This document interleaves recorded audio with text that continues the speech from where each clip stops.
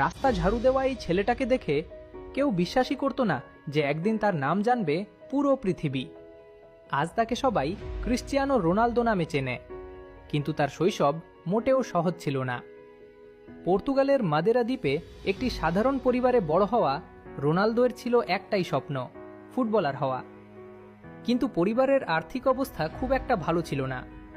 Ronaldo পরে নিজেই বলেছিলেন, ছোটবেলায় অনুশীলন শেষে তার আর বন্ধুদের অনেক সময় ক্ষুধা লাগত, কিন্তু খাবার কেনার মতো টাকা থাকতো না। তাই তারা ম্যাকডোনাল্ডসের পেছনের দরজার কাছে অপেক্ষা করত। সেখানে কাজ করা কয়েকজন কর্মী তাদের বেঁচে যাওয়া বার্গার দিয়ে সাহায্য করতেন। কিন্তু এটাই ছিল না রোনালদোর সবচেয়ে বড় সমস্যা।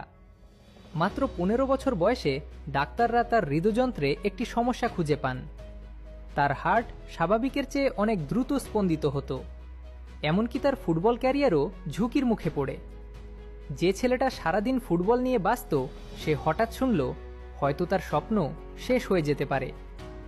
খবরটা শুনে তার মাও ভেঙে পড়েছিলেন, কিন্তু তিনি কখনো তার ছেলেকে হাল ছাড়তে দেননি। সব কঠিন সময়ে রোনালদোর পাশে ছিলেন তার মা। রোনালদো হার মানেনি।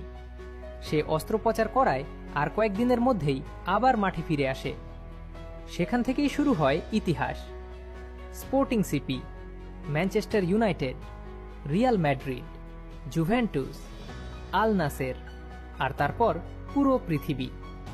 5টি ব্যালন ডিওর, অসংখ্য চ্যাম্পিয়ন্স লিগ, শত শত গোল, আর কোটি কোটি ভক্ত। সবচেয়ে অবাক করা বিষয় জানেন? যে ছেলেটা একসময় ক্ষুধার্ত অবস্থায় ম্যাকডোনাল্ডসের বাইরে দাঁড়িয়ে থাকত, যার ক্যারিয়ার 15 বছর বয়সেই শেষ হয়ে যেতে পারত, সেই ছেলেটিই হয়ে উঠেছে ফুটবল ইতিহাসের অন্যতম সেরা খেলোয়াড়। এ কারণেই রোনালদো শুধু একজন ফুটবলার নয়, সে প্রমাণ যে স্বপ্ন যদি যথেষ্ট বড় হয়, তাহলে কোনো বাধাই তোমাকে থামাতে পারে না।